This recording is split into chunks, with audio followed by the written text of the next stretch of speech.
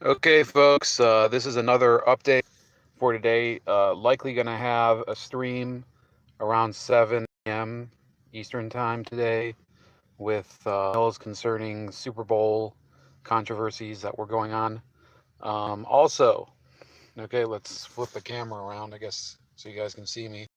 so, um, another issue that I wanted to talk about was that there was a Covington school lawsuit that's going on. Actually, it's more focused around one of the guys, Nick Sandman, who was the main person, the grin guy, the smirker. I get the felonious smirker, I guess you would call him. So that is a great development, and I think it can be tied into the State of the Union. You see, when I started writing again about 4 years ago, 5 years ago, maybe 4 years ago, in 2015, the main focus of what I was really interested in was the UVA rape on campus issue. It was a huge topic at the time, and the libel of the UVA uh, story by Rolling Stone magazine, it triggered my own personal doubts in the media, and that was my red pill moment. This is bringing it to full culmination. And President Trump tonight can finally go and say, with lawsuits being filed, that the fake news media is about to really meet its match by, having to reckon with all of the damage that they do to people's lives. I mean, with him, you could make the argument that he's been able to weather the storm, but there's actual people who have their lives ruined by fake news.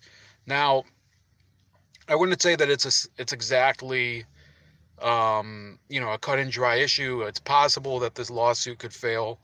It's not as if the media is completely handcuffed from putting out stories. They can, of course, issue corrections, but in many of the cases that were examined, people actually called for real terroristic threats against them. In the case of Kathy Griffin, and I believe Jim Carrey also said a bunch of bizarre things about him.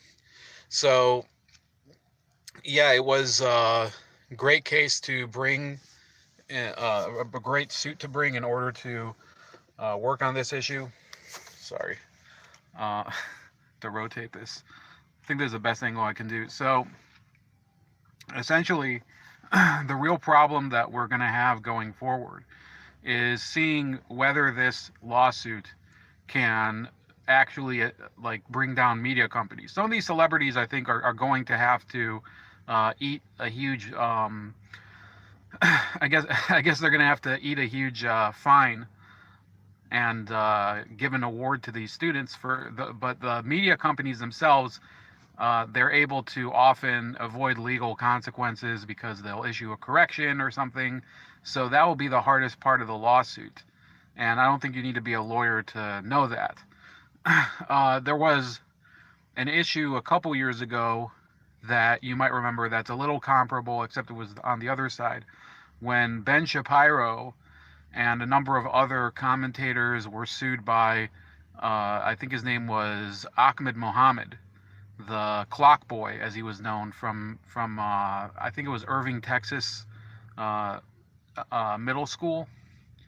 And the Clock Boy sued them because they called into doubt his story, and they claimed that he was likely hoaxing the school and whatever.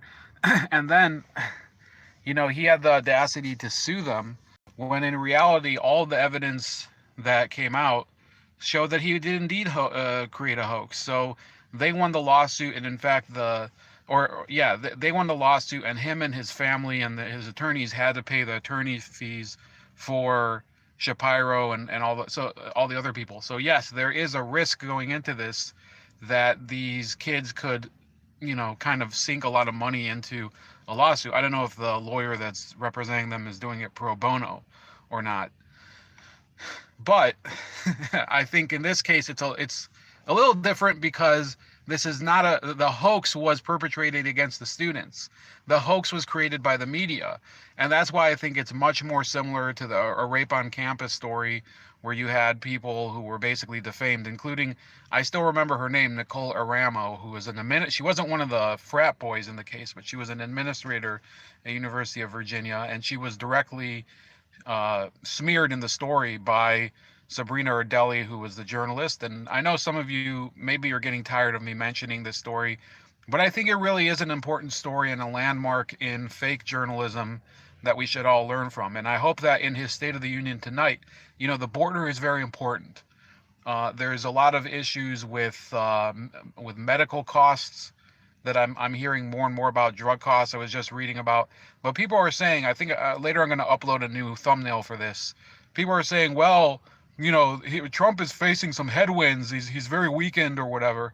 Well, you've been saying he's been getting weakened all the time for the past year. They've been citing people like Michael Steele in the same article that I'm talking about in USA Today. They're citing people that never were supporters of his agenda anyway.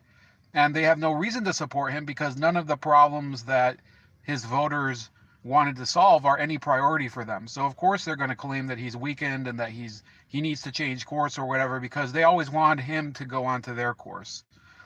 So I do need to go, but it was nice checking in with you guys. I think I'm going to do this periodically because it's good to clear it's good to let something get onto the air in the middle of the day sometimes. I also want to encourage you guys to pay attention tonight, probably before State of the Union. We're going to try to do a stream, me and Forgotten Millennials, concerning the Super Bowl. Also, please like, share, and subscribe. And subscribe to me on BitChute and CocoScope. Talk to you guys later.